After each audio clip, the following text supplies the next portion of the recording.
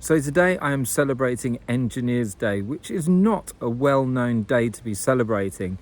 And I was absolutely delighted to see it honoured in one of the international calendars, because our life without engineers and the act of engineering would be nothing like the lives that we know today.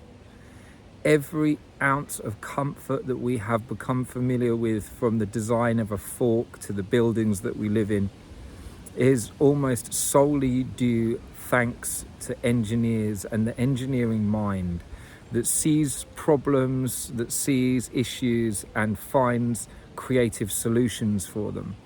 And one of my favourite inventors and engineers of the last 100 years, Buckminster Fuller, declared humorously and yet with great sincerity that if we were to throw all of the politicians into the ocean, the world would carry on just the same the following day, whereas if we threw all the engineers into the ocean, the world would grind to a halt within days. And it's true.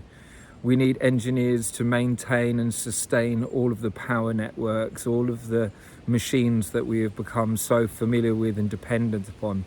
And engineers could yet help this world to evolve into a heaven beyond all imagining if we were only to unleash the resources necessary for them to go to work.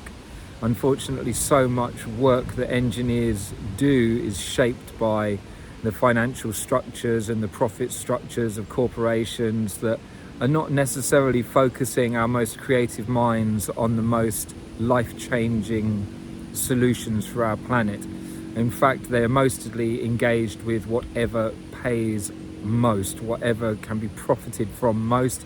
And as we have seen with our economic structure over the last few years, that is often through the creation of weapons and poisons and materials that are not really in alignment with what we and nature truly benefits from.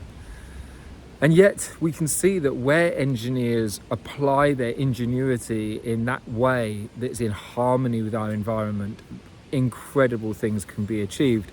I mean, one only has to look at the engineering of Japanese architecture, which has been earthquake resistant for hundreds and thousands of years, just through the application of ingenious joints and how they were put together in such a way that there could be movement but with rigidity, so that these structures have been able to endure in very precarious environmental solutions. And the best engineering solutions tend to be extremely, they're not laborious. The engineering mind has the capacity to see the way forces of nature are already working and then just apply that slight redirection in order to create incredible power for us to harness. I really don't believe that humans are a scourge upon this planet. I believe that when we're in our right spirit, in our right minds, we're actually potentially stewards of nature and caretakers for this world.